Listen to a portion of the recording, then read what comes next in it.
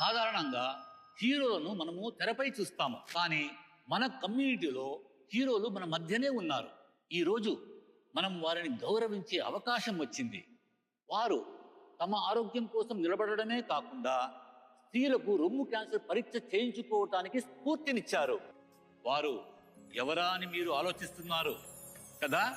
మన కళ్యాణ్పూర్ నుండి తారా గారు మరియు సుష్మా గారు వారికి వారు రొమ్ము క్యాన్సర్కు పరీక్ష చేయించుకోవడం ద్వారా గొప్ప ధైర్యాన్ని చూపించారు. దయచేసి మీరిద్దరూ వేదికపైకి రండి. ఇప్పుడు నేను తారా గారిని కొన్ని మాటలు మాట్లాడమని కోరుతున్నాను. సర్పంచ్ గారు, మీరు ఏమీ అనుకోకపోతే నేను మొదట మాట్లాడవచ్చా? తప్పకుండా సుష్మా గారు, మొదలు పెట్టండి. ఒకరోజు ఎటువంటి లక్షణాలు లేకపోయినా తనంతట తానుగా రొమ్ము క్యాన్సర్కు తారా గారు పరీక్ష చేసుకున్నారని తెలుసుకుని ఆశ్చర్యపోయాను.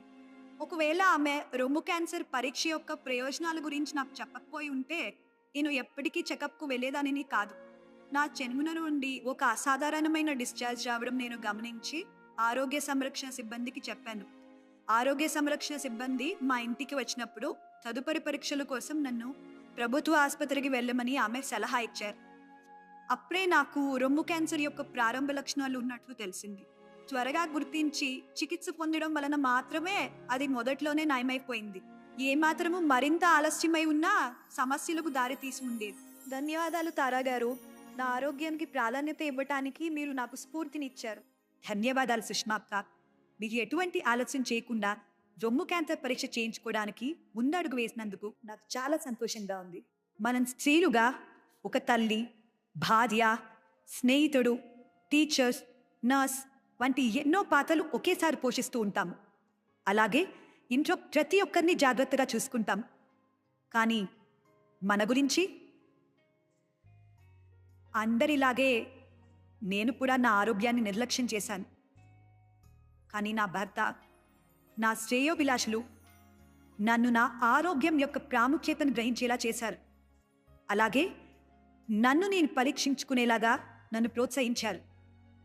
అప్పుడే నేను నా మొదటి అడుగు వేశాను. మీరందరూ కూడా మీ మొదటి అడుగును వేసి రొమ్ము క్యాన్సర్ పరీక్ష చేయించుకోవాలని నేను కోరుకుంటున్నాను. మహిళల్లో అత్యంత సాధారణ క్యాన్సర్లలో రొమ్ము క్యాన్సర్ ఒకటి. కాబట్టి ప్రతి మహిళ నెలకు ఒకసారి వారి రొమ్ములను స్వయంగా వారే పరీక్షించుకోవాలి. చేతి బెడల్పుగా చేసి రొమ్ముల్లోకి ఈ క్రింద లక్షణాల కోసం చూడండి.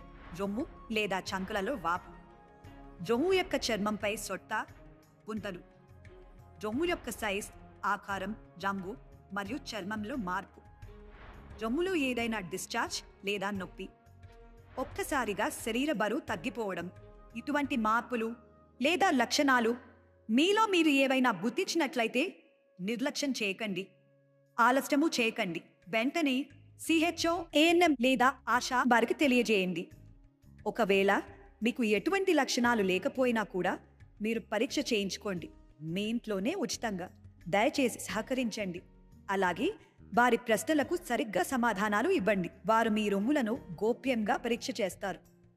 దగ్గరలోని ప్రభుత్వ ఆసుపత్రిలో రొమ్ము క్యాన్సర్కు చికిత్స కూడా ఉచితమే. మీరు నిర్లక్ష్యం చేస్తే రొమ్ము క్యాన్సర్కు దారి చూపినట్టే. మీరు ఆరోగ్యంగా ఉన్నా కూడా 30 సంవత్సరాలు దాటిన తర్వాత ప్రతి 5 సంవత్సరాలకి రొమ్ము క్యాన్సర్ చెకప్ చేయించుకోండి. త్వరగా గుర్తించండి, క్యాన్సర్ను సులభంగా తరిమి కొట్టండి.